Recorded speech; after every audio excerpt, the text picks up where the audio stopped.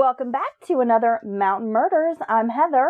And I'm Dylan. What's up? Hey, how you doing? I'm enjoying this delicious latte that we picked up from our local coffee shop. When I say local, it's like a block away. And it's super cheap. It's German chocolate latte. It's got coconut, dark chocolate, caramel. It's like everything I could hope for. Oh my God, it's got all those parts in it. It's very delicious. And it was only like $3. I know. So... It's pretty delicious. I don't know how they're staying open, but I hope they do. They've been business quite a while, so perhaps they will stay open. Well, yeah. But shout out to the local coffee joint. Yeah, what's it called? The Smoky Mountain Roasters. Yeah. Okay, Smoky Mountain Roasters, do it. So are you ready to get started with a fucking case that's going to blow your mind? Yeah, I think we, you told me just a little bit. This may be the biggest profile case we've ever, you know what I mean? Well, it's in a way. Intense. Yes, okay. For sure. So, yeah, I think we can just dive into it head first. Are you ready, audience, to have your faces melted? Like you're at a Motley Crue show and there's pyrotechnics and like Tommy Lee's in his little weird upside down roller coaster thing with his drum kit? Safe pyrotechnics, not white stripe pyrotechnics. Home sweet home. Okay, let's do this. Okay. On January 7th, 1994, the body of Victor Gunnarsson was discovered near Deep Gap, North Carolina by a North Carolina DOT employee who was out doing some surveying for the state. Now, the body was located about 300 feet off a ramp to the Blue Ridge Parkway in Watauga County. Now, Watauga County is up near, like Boone. It's the northern mountain region. Okay, so I always hear that name and I always forget. Of the western states. I always forget where the hell it's at. Yeah, so it's like if you're looking at the western part of North Carolina, it's going to be that northwest kind of area. And it's mountains, a bit more rugged mountains than where we are. A little higher elevation. They are more, they're a lot more rugged. The body appeared to have been dead for several weeks, and later the cause of death would be determined as a gunshot wound to the head. 2 .22 caliber bullets were removed from Gunnarsson's head. Now, it appeared to be an execution-style murder. Close range, like someone had just come up, pow-pow, popped him in the back of the head. Wow. A piece of black electrical tape, I get the two confused, electrical tape, was found nearby, as though it had been maybe used to gag him. It had like a little bit of hair on it. Wow. Some, a little clump of hair, had some blood, and it was about a 16-inch piece of tape. And it was kind of crumpled up like someone had ripped it off, perhaps thrown it down. What a dummy. But the rest of the scene was clear. As I mentioned, or maybe I didn't mention, he was naked. Okay. So he'd been forced, obviously someone had taken his clothes, killed him, basically tried to sweep the site. Almost like a professional hit. The contents of his stomach revealed partially digested potatoes. They knew he had died within a few hours of eating. On December 3rd, 1993, Gunnarsson had dinner with a woman where he had consumed potatoes, and he had not been seen since that evening. Okay, so they got possibly last known. So they find his body January 7th. He had last been seen on December the 3rd, so that's quite some time. But they knew from the potatoes that he had to be killed within a few hours of this December 3rd dinner. Okay. Where he had probably eaten the potatoes. I always thought that was really cool how they do that. I can learn a lot from your stomach contents. They would learn that I'm a fat ass who likes to eat a lot. Anyway, Victor Gunnarsson, now let's get a little background on him, because I'm telling you, this story is all over the place. It's a little wacky, so I hope you can keep up. Victor Gunnarsson was a Swedish right-wing activist. He was born in 1953. He immigrated to the United States in the late 80s. Gunnarsson had connections to various political organizations, including the European Workers' Party. In February of 1986, the Prime Minister of Sweden, Olof Palme, was murdered. Now, at the same time, Sweden had not known much political violence. There wasn't a lot of domestic terrorism. It's a pretty peaceful place. It's gotten a little, more dangerous over the course of the last probably decade. Some homegrown terrorism and that kind of thing. But at the time, in the 80s, Sweden was a pretty safe place. Well, that's what I think now when I think about Sweden. Literally they stay neutral in more, world politics. So they just kind of, just let us be, and everything's cool. So I always think it's kind of the Scandinavian countries have had a few of incidences, of the homegrown kind of terrorism, violence. Of course, the Norwegian black metal scene, they were burning churches. I mean, there's been a little bit of that, but not like we have here in the United States. On February 28th, 1986, Paul May and his wife were leaving a movie theater in Stockholm. Witnesses say a man approached him. There was like a brief conversation between the two. Then the man pulled out a gun, shot him in the back at close range, and a second shot hit Paul May's wife. Wow, so you can just walk up to the Prime Minister and be like, "Sup, dude?" And no bodyguard at the time, so yeah, pretty accessible. Man of the people. So the second shot hit his wife, but she survived without serious harm, but Paul May was dead. Now, a drug addict and petty criminal named Christer Peterson was initially charged with a murder, but that conviction was overturned. That's when authorities set their sights on Gunnarsson. Now, witnesses saw him at a bar near the theater before the shooting. With Gunnarsson's reputation and his anti-Paul May sentiments, they did find some pamphlets in his home that were like adamantly against this prime minister. Yeah. And some other propaganda types of things in his home.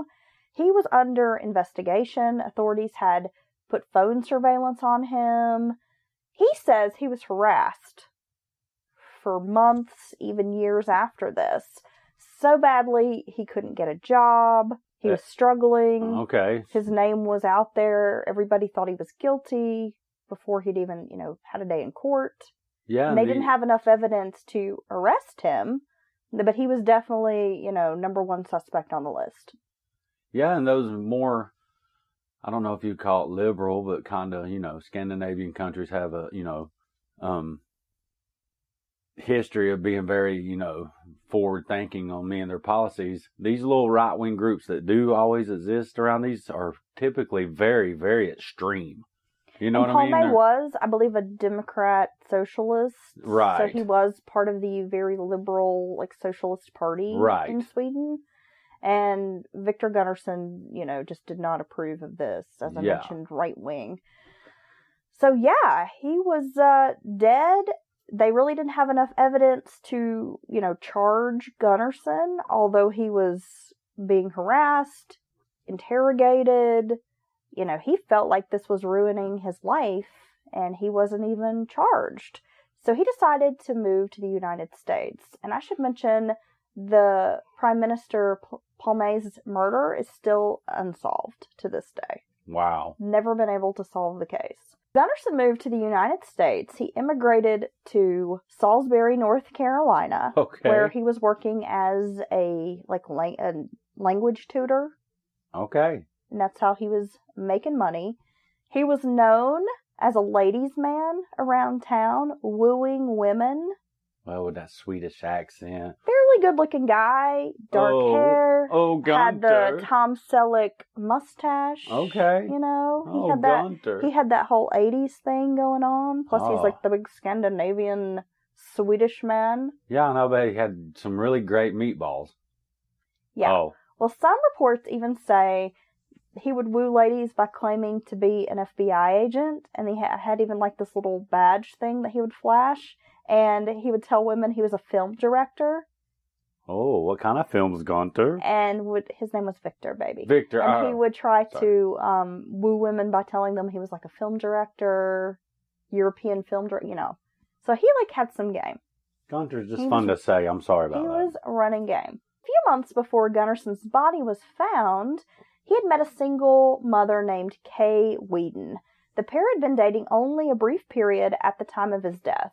Now, the presumed evening of or before his death, he had been at Kay's house having dinner on that December 3rd evening. Eating some damn potatoes, wasn't he? Eating some taters. What's the South? We like our Southern taters. fried taters, yeah. So who would kill this former activist? Conspiracy theorists believe it was a hired hit by the CIA, who may have also been responsible for the Prime Minister's assassination.